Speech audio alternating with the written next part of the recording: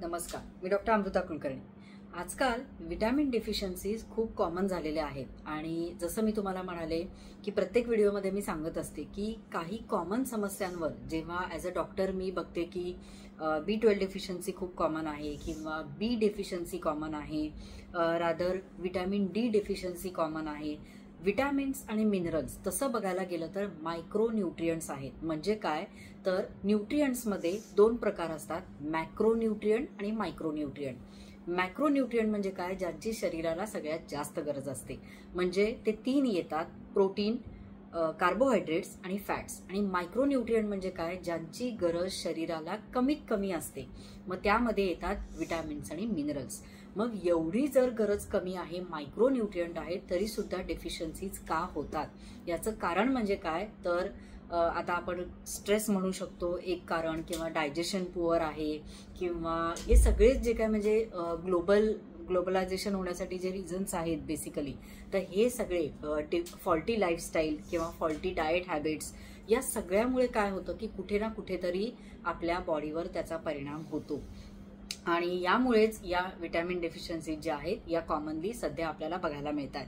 आता बऱ्याच वेळेला आपण सगळं सर्च करतो, सोशल मीडियावर आजकाल सगळं अवेलेबल आहे, पण इतकं गुंतागुंतीचं आणि कॉम्प्लिकेटेड आहे की दिवसभरात आपल्याला काही साध्या साध्या समस्या भेडसावत असतात किंवा काही अचानक प्रॉब्लेम्स चालू होतात आणि ते आपल्याला कळत नाही की अरे हे या विटॅमिन डेफिशियन्सीचं लक्षण असू शकतं। तर तुम्हाला आजच्या व्हिडिओमध्ये अशीच काही लक्षणं सांगते, अगदी कॉमन, आणि जे मी तुम्हाला नेहमी सांगतच असते की क्लिनिकमध्ये जे पेशंट माझ्याकडे येतात तर मला असं वाटतं की काही कॉमन जे सिम्पटम्स असतात ते तुमच्यापर्यंत पोचवावेत या हेतूने हा व्हिडिओ मी बनवतेय। तर सगळ्यात पहिलं काय तर विटॅमिन ए डेफिशियन्सी ही खूप रेअर असते, एक्स्ट्रीमली रेअर। पण जेव्हा डोळ्यांच्या समस्या म्हणजे चष्मा लागणं किंवा डोळ्यांना अंधुक दिसणं किंवा मे बी डोळ्यांच्या कोणत्याही डोळ्यातून पाणी येणं, या सगळ्या ही लक्षणं असू शकतात, तर विटॅमिन ए डेफिशियन्सी ही असण्याची शक्यता असते। पण ही खूप रेअर असते। स्किन जर ड्राय असेल तरी सुद्धा, खूप जास्त ड्राय पडत असेल तरी सुद्धा विटॅमिन ए डेफिशियन्सी असू शकते।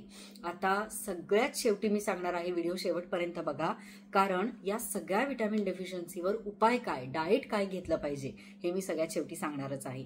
पण या समस्या कुठेतरी तुम्हाला हा त्रास होतोय का आणि तुमच्या लाईफशी किती रिलेटेड आहेत, किती निगडीत आहेत हे तुम्हाला कळेल। तर हे झालं विटॅमिन ए ची डेफिशियन्सी। दुसरं कॉमनली अतिशय दिसून येते विटॅमिन बी आणि आयर्न डेफिशियन्सी। विटॅमिन बी डेफिशियन्सीजमुळे काय होतं, बी मध्ये बरेच प्रकार आहेत, B1, B2, B3, B7 असे, B12 असे बरेच प्रकार आहेत। त्यातला B12 मी नंतर कॉमनली घेणार आहेच। आणि विटॅमिन बी मध्ये B1 म्हणजे थायमिन किंवा रायबोफ्लेविन किंवा पायरिडॉक्सिन असे बरेचसे विटॅमिन्स आहेत। B1, B2, B6 यांच्या कॉमन डेफिशियन्सीजमुळे काय होतं की सारखं वारंवार तोंड येणं, हे बरेच पेशंट माझ्याकडे आहेत आणि आजकाल खूप लोक ही तक्रार करतात की इतकं तोंड येतं, सारखं सगळं तिखट लागतं आणि काही खाऊ देत नाही, आणि हे काहीही केलं तरी कमी होत नाही, सीझन कोणताही असो तर तोंड येणं ही समस्या वारंवार, ज्याला आपण माउथ अल्सर्स असं म्हणतो। तर हे झालं तोंड येणं म्हणजेच mouth ulcer. Cracks around the corners म्हणजे इथे ओठांच्या कॉर्नरला जे काही क्रॅक्स येतात आणि मग सारखं वॅसलीन किंवा काहीतरी सारखं लिप बाम लावावा लागतो आणि हे ड्राय पडतात आणि तोंड उघडायला सुद्धा त्रास होतो किंवा बोलताही येत नाही। हे कॉर्नर्स पाशी युजली क्रॅक्स पडतात, तर हे एक महत्वाचं सिम्पटम आहे। आणि हेअर लॉस हा सुद्धा बी डेफिशियन्सीमुळे येऊ शकतो। त्यामुळे जर तुम्हाला माउथ अल्सर्स किंवा अशा काही समस्या असतील तर नक्कीच विटॅमिन बी डेफिशियन्सी असू शकते। अंगामध्ये उष्णता वाढणं, हीट वाढणं किंवा तळहात तळपाय गरम लागणं, हे बऱ्यापैकी आगाग होणं, तळहाताची तळपायाची आग होणं, हे बऱ्यापैकी उष्णता निर्माण होणं, हे बी विटॅमिन डेफिशियन्सीचं लक्षण आहे। आणि म्हणूनच जर हीट वाढत असेल किंवा उष्णतेचा त्रास होत असेल वारंवार तर बी विटॅमिनच्या गोळ्या दिल्या जातात। आता आयर्न डिफिशियन्सी तर आपल्या सगळ्यांना माहिती आहेच की आयर्न डिफिशियन्सी झाली, हिमोग्लोबिन कमी होतं आणि रेड ब्लड सेल्स म्हणजे ज्या रक्त तयार करणाऱ्या पेशी असतात तर यामुळे काय होतं की अंगातलं रक्त कमी होणं असं एक आपलं कॉमन आपण म्हणत असतो.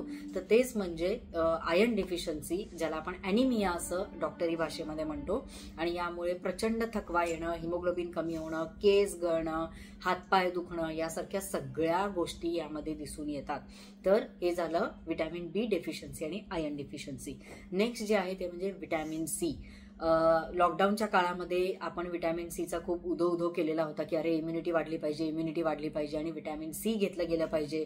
तर खूप जण व्हिटॅमिन सीच्या गोळ्या घ्यायचे आणि खरं तर इम्युनिटी वाढणं किती गरजेचं आहे हे लॉकडाऊनच्या काळात सगळ्यांना कळलेलं होतं.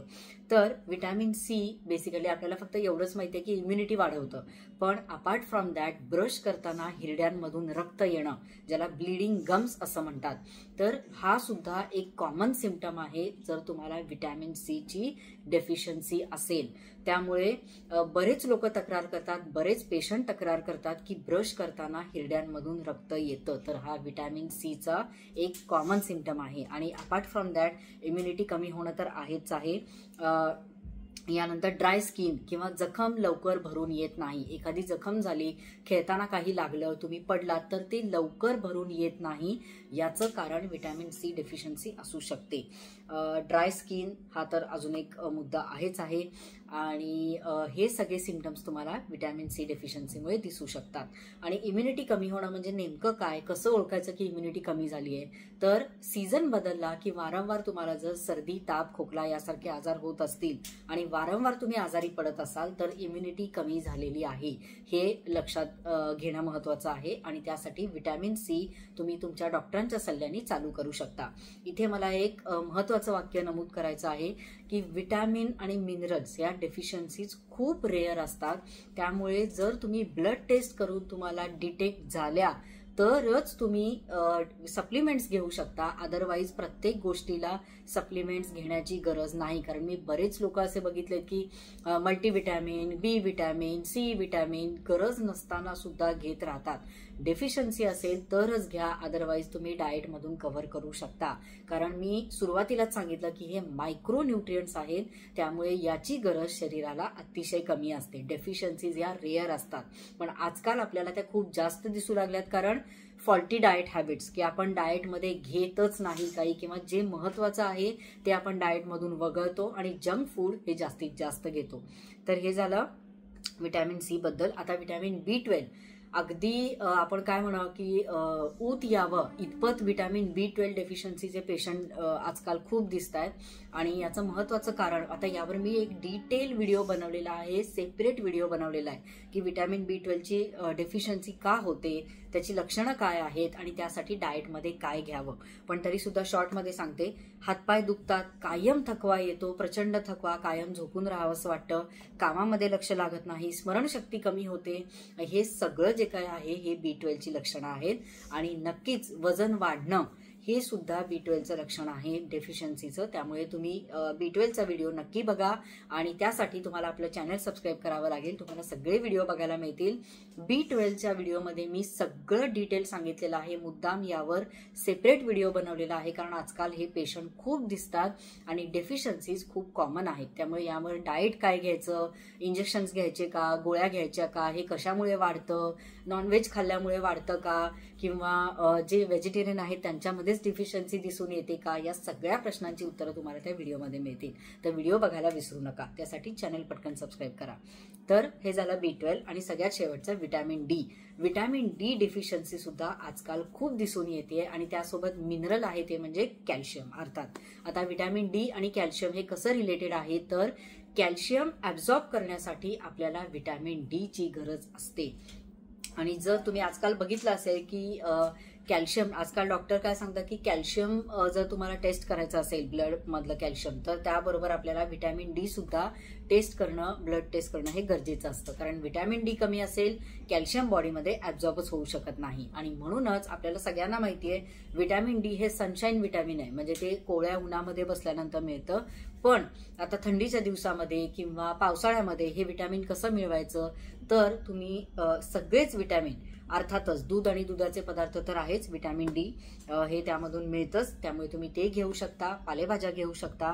आणि व्हिटॅमिन डी डेफिशियन्सीमुळे हाडं ठिसूळ होणं, हाडामधून कटकट आवाज येणं, सारखं फ्रॅक्चर होणं किंवा सांधेदुखी, ऑस्टिओआर्थरायटिस, ऑस्टिओपोरोसिस यासारखे हाडांचे विकार हे व्हिटॅमिन डीच्या डेफिशियन्सीजमुळे येऊ शकतात. व्हिटॅमिन डी आणि कॅल्शियम डेफिशियन्सी असेल तर स्किनवर पांढरे चट्टे येणं, एस्पेशली लहान मुलांमध्ये हे दिसून येतं की पांढरे पांढरे चट्टे स्किनवर यायला लागतात, स्किन ड्राय पडते आणि हे सुद्धा व्हिटॅमिन डी आणि कॅल्शियम डेफिशियन्सीचं एक महत्त्वाचं लक्षण आहे. आता हे सगळे तुम्हाला मी लक्षणं सांगितली. आता तुम्ही म्हणाल की मी आधी सांगितलं होतं की व्हिडिओ शेवटपर्यंत का बघा, तर या सगळ्या व्हिटॅमिन डेफिशियन्सीजवर डाएट काय, तर 3 महत्त्वाचे तुम्हाला डाएटमध्ये पदार्थ घ्यायचे आहेत. कोणतं, तर सगळे सीझनल फळं, त्या त्या ऋतूमध्ये जी फळं मिळतात ही सगळी फळं खा. एस्पेशली विटॅमिन्स हे फळांमध्ये भरपूर प्रमाणामध्ये असतात, त्यामुळे सफरचंद, केळी, डाळिंब, पेरू, पेर, चिक्कू, आंबा, त्या त्या सीझनमधली फळं त्या त्या सीझनमध्ये तुम्ही खाऊ शकता. फळं ही भरपूर घ्या. दुसरं, भाज्या, सगळ्या प्रकारच्या फळभाज्या, अगेन सीझनल, ज्या तुम्हाला ताज्या मिळतील. फ्रोझन भाज्या अजिबात घेऊ नका, ज्या तुम्हाला ताज्या भाज्या मिळतील त्या त्या सीझनमध्ये या सगळ्या फळभाज्या तुम्ही खा, त्यामध्ये सगळे विटॅमिन्स तुम्हाला मिळणार आहेत. आणि तिसरं सगळ्यात महत्त्वाचं म्हणजे पालेभाज्या, मेथी, पालक, चाकवत, शेपू या सगळ्या प्रकारच्या पालेभाज्यांमध्ये जी तुमच्या भागामध्ये अवेलेबल आहे, जी तुम्हाला इझिली मिळतात. आजकाल 12ही महिने सगळ्या भाज्या पालेभाज्या शहरांमध्ये मिळतात, फळं मिळतात, पण तरी सुद्धा त्या त्या सीझनमध्ये ते फळं आणि भाज्या खाणं हे अतिशय महत्त्वाचं असतं. त्यामुळे मुळा, आता थंडीच्या दिवसामध्ये थंडी चालू झाली की भाज्या भरपूर येतात, तर भाज्या, फळं आणि म्हणजे फळभाज्या, पालेभाज्या आणि फळं हे तिन्हीही तुमच्या डाएटमध्ये जर भरपूर असेल, तुम्हाला व्हिटॅमिन्स डिफिशियन्सी अजिबात होणार नाही आणि तुम्हाला सप्लिमेंट्स घेण्याची अजिबात गरज लागणार नाही. तर आजचा व्हिडिओ तुम्हाला इन्फॉर्मेटिव्ह वाटला असेल तर लाईक, शेअर करायला विसरू नका आणि अशाच इन्फॉर्मेटिव्ह व्हिडिओसाठी चॅनल सबस्क्राईब करा. धन्यवाद.